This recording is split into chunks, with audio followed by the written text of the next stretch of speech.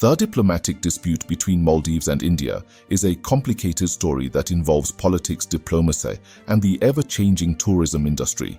It takes place in this stunning surroundings, which features blue oceans and beaches with white sand.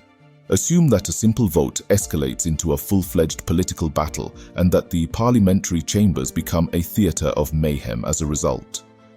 Well, it all started when Prime Minister Modi pulled out a chair and sat in Lakshadweep, an Indian island. This led to some derogatory remark from the Maldivian ministers, and they abused Modi and Indians through Twitter and expressed their displeasure of Modi promoting an Indian island.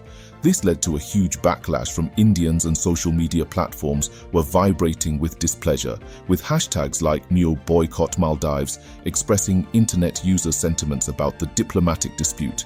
Ease My Trip, a travel aggregator, had cancelled all reservations to the Maldives, joining the boycott campaign against the country.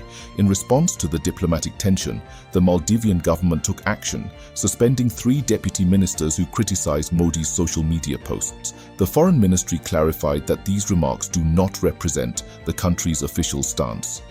Now, as per latest reports, the destination that was once highly regarded by Indian tourists will now be the focus of our attention.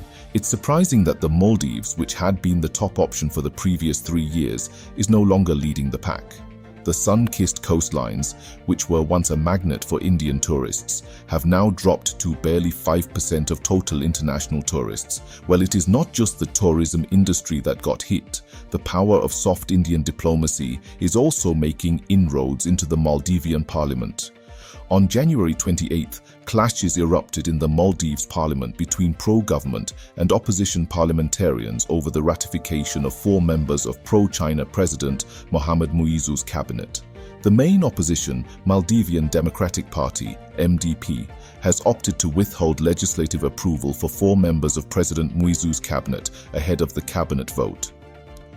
Pro-government MPs then staged a protest, preventing the parliamentary sitting from starting, according to local media reports. During the clash, Kanditheemu MP Abdulla Shaheem Abdul Hakeem Shaheem and Kendhikulhudhoo MP Ahmed Easa and got into a fight when the former stumbled and knocked him down.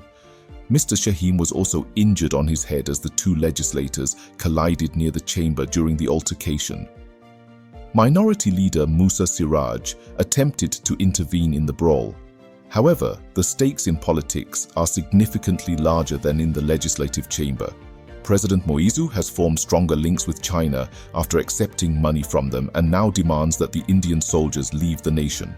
A mysterious Chinese surveillance ship is preparing to arrive in Males Harbour. The spy ship is China's relentless endeavour to spy on the Indian Ocean region and monitor Indian Navy movements. The geopolitical tensions that pervade this island nation are what hold the plot together, forming a complicated web of international connections that will be incorporated into the story. When it comes to the Maldives as a tourist destination, paradise is a finely balanced idea. The plot becomes more mysterious as it progresses.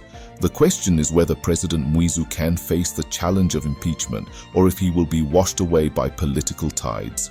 If diplomatic tensions are alleviated, would the Maldives be able to restore its appeal to the Indian diaspora? As we embark on this fascinating adventure, stay tuned for more as we uncover the unique story of India, Maldives, and the global villain, China.